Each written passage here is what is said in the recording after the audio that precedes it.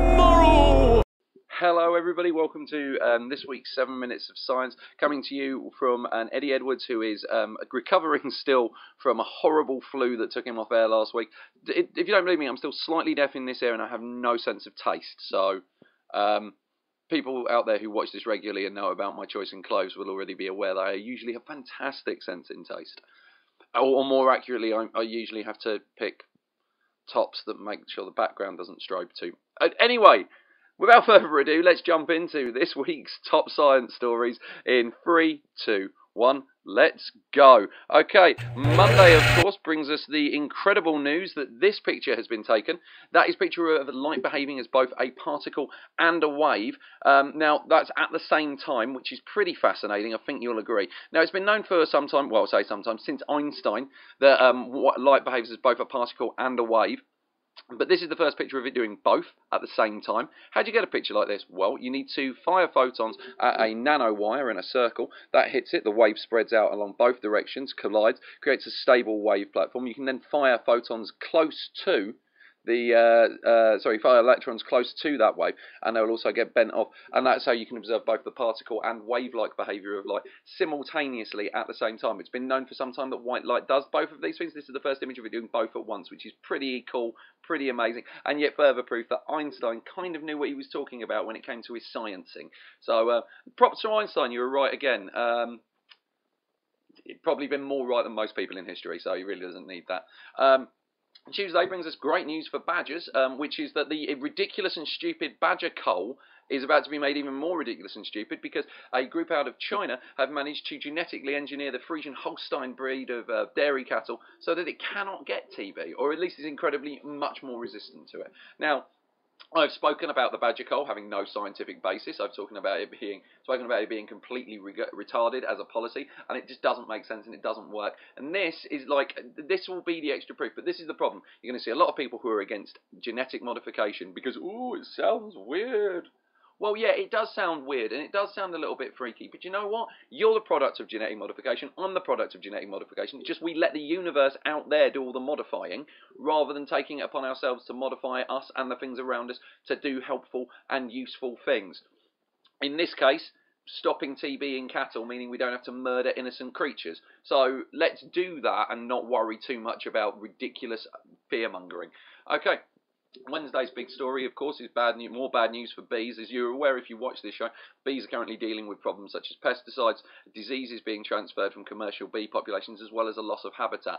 Well, more bad news, unfortunately, as it turns out there's a whole new slew of strains of diseases that can affect both commercial and non-commercial wild bee populations. Now, the situation with this is, of course, that this is another one of multiple factors leading to real problems for the bee population. Now, if you have a commercial bee, you don't go and gather pollen on your farm. It's a bee. It still does what it wants. It'll go out into the world. It will interact with wild bees, and it can pass on these diseases. Now, of course, in a commercial bee population, not a big deal. You find a disease, you isolate that part, you maybe kill those bees, keep the rest of the population healthy. Very hard to do that in the wild, causing significant problems for the bee population. Now, I'm not saying that it sucks to be a bee. Oh, Christ, that's a terrible kind of pun. But it does kind of suck to be a bee. So, yeah, bad news for bees, unfortunately. Next big story, of course, is terrible news for human beings this time around. The chances of you getting hit by a flood are going to go up by 3 times in the next 15 years. That's according to the World Resources Institute.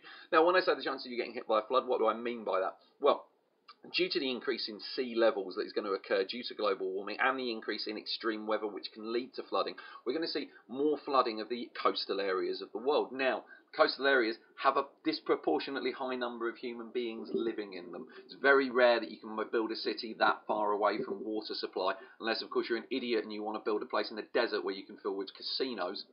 But long story short on this one is basically because of that slight increase in thing, but because of the density of human populations along the coastlines, you're looking at about a 3-fold increase between now and 2030 in the number of human beings affected by floods annually.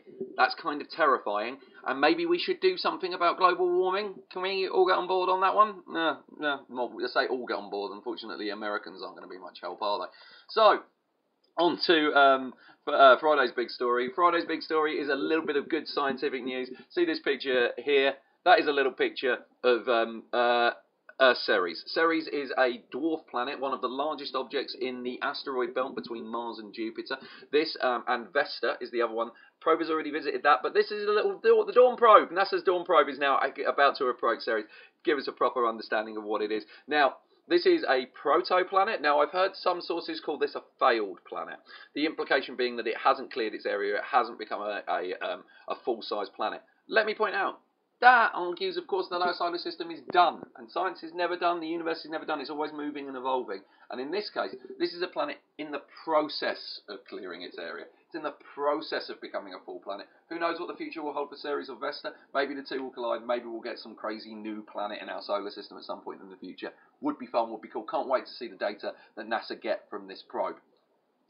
And finally, the European Southern Observatory has basically released this information that Mars probably covered in water. And when I say probably covered in water, what I mean by that is, at one point, Mars probably had enough water to cover the entire surface of the planet up to 140 metres. It's unlikely that it was covered completely, globally, as you can see from the image here. It's probably much, much, much more likely that it pooled in the northern region, which we know is a lower area, creating a sea larger than the Atlantic. This, of course, would have then been ripped away slowly by solar winds over time, because Mars's magnetic core isn't liquid anymore. It's a smaller planet. It dried up, and that stopped the spin that we have, which goes to the magnetic field, which stops the solar winds from stripping away our atmosphere and our water.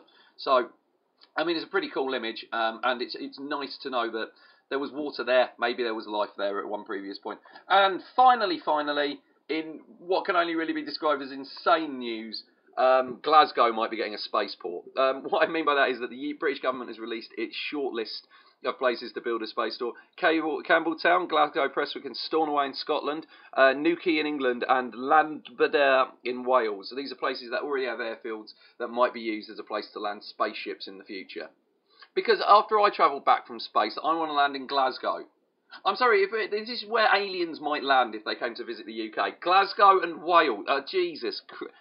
I'm going to say this right now. I would like a spaceport to be somewhere based near, I don't know, London, one of the 5 great cities on the planet. Glasgow's you know how long it takes to get to Glasgow from London by train? Because I bet it takes longer than it takes to get to Australia, but to England by space. Okay, it's like a 9-hour train journey. I bet you can do that thing in space in like 4 hours. So, yeah, don't get that one. But anyway, thank you very much for watching this week's 7 Minutes of Science. Hope you've enjoyed it. Hope you found it informative. If you have, please do give me a like, give me a share. And if you think that I'm an idiot, tell me I'm an idiot. Comment on it. If you think there's other good science stories that I missed out this week, give a little comment. Tell me about them down below. And, maybe share this to get some other people to watch it. Thank you, as always, for watching. And, as always, good luck in your endeavours. If your endeavours be good, goodbye.